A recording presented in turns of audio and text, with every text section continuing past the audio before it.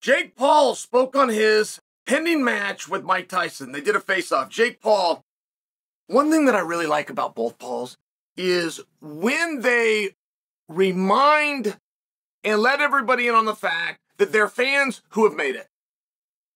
I mean, that was the secret sauce with Mark Cuban, who is now a leading host on one of TV's largest shows ever, Shark Tank. I mean, but that was the big deal on Cuban.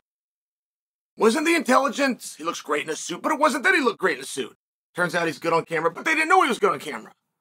The secret sauce with Cuban was that he was a fan and he made it. He's a fan, but now he owns the team. And when he speaks to you like the businessman that owns the team, it's not quite as appreciative as when it does get revealed that he was the fan that one time went and worked a day at Dairy Queen because he made a negative comment about people that work at Dairy Queen. Like, that's the good stuff. And I'm only telling you that because Paul was breaking down this fight with Tyson, and I really enjoyed the interview, and he never once said that he was going to jab him as he circles left. He never once said that when Tyson throws the right, he's going to dip and he's going to go to the body, right? It was nothing to do with the X's and the O's. And when Paul was doing this interview, talked about the face-off, talked about he can't believe this is going to happen, talked about I've got an iron chin, I can take it if Mike delivers that power, but that is absolutely and without question the closest he came to talking about who is a better pugilist. Making the statement that Mike still got power, but I can take the power. That is as close as he ever came in this entire interview to touching on the sport at hand. And I appreciated that. I don't want to be sold something. I do not want conflict manufactured. I'm not going to buy it, and I'm going to see through it. And Paul went on to say that above everything else, he was excited that he is one half of this on Netflix who is going to revolutionize boxing. And that, for me, is also the most intriguing part. What does Netflix have planned? I don't even have a guess for you. I know that nobody knows as much about fighting. If you want to have that argument, fine, but it's going to be a tie. Nobody knows as much about fighting as Dana White. Now, if you want to argue that, you might say a guy knows as much as Dana. But you're not going to say, oh, no, this guy knows more. Right, but it's very relevant because Dana looked into boxing. He wanted to do it openly. He made this public. He made it publicly known. And he came out the other side of it and said, I'm not doing it. That sort of so messed up. I can't fix it. I'm not even sure it can be fixed. So, what is Netflix up to? Is this a boxing play? Is this purely a boxing play? And we can always extend, if it's purely a boxing play, to combat, right? We do that with MMA, largely because of the commissions. But let's just say, or is it a live event play? Is it a sports play? They go out and test whatever it is they're going to test, and they go in there and they take that and they start making bids on the NFL just by example. We don't know. I don't personally know, I'm not personally aware of anybody that illegally streams Netflix. I don't personally know of anybody that watched the Chappelle special and they did it on an illegal feed on the internet. I haven't heard of that. I don't hear kids brag about that. I don't have links sent to me personally, just for example.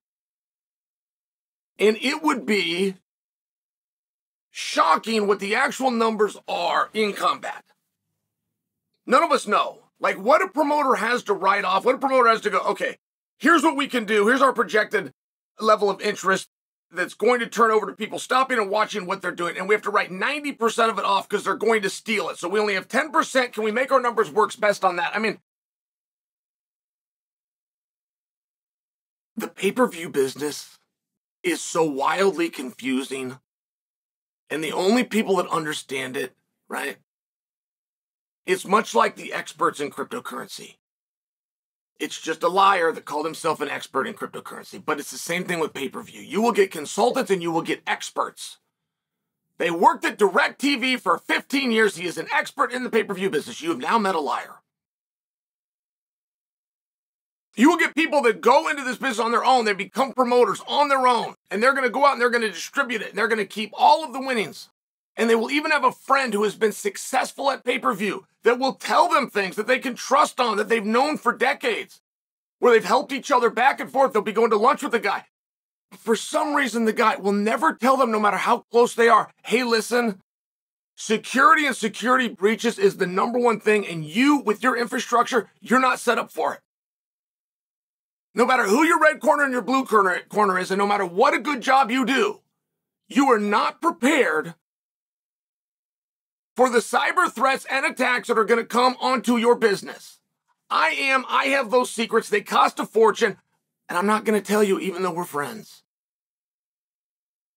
And it's one of those spots where I'm just sharing with you, I think Netflix is harder to hack. Simple as that. I don't hear of it. Simple as that.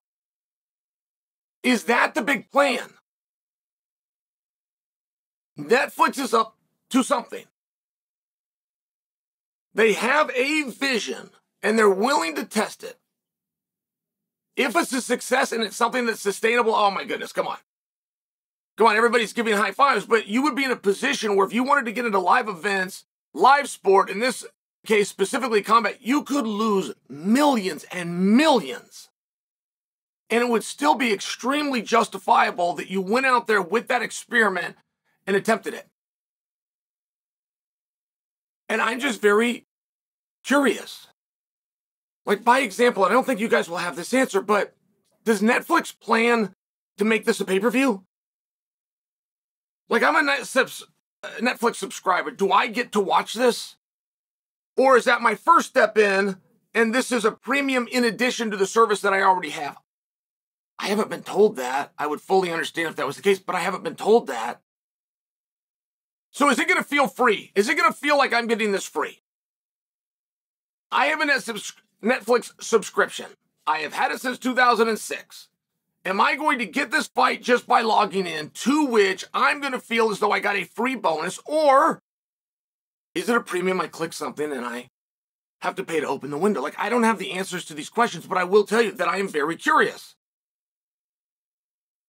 I mean, the disruption that any digital carrier could bring purely by stopping pirating would change the game. Is there something more at play? And Netflix has done it before. Netflix took on Hollywood and Netflix won. Netflix single-handedly revived comedy. Period, in the end. If it were not for Netflix, you would not meet comedians who are millionaires or who are successful or who are recognized around town. And now they have something in mind for sport. And we don't know what it is. Jake Paul doesn't know what it is. Mike Tyson doesn't know what it is. For me, it's the most interesting part of this contest. How much of this are they writing off? How much of this is they've got an expert in the room that hasn't told them the one thing, which is, hey, friend, I know you're going to go broke, and you're going to go broke because you don't have the right security in place. And even with the right security in place, they're still going to come in and attack you from all sides. Versus, there is a safe infrastructure. And if you really want it, you want to watch it, you're going to have to be a member. Something that simple, in and of itself, is worth the gamble and would revolutionize the game.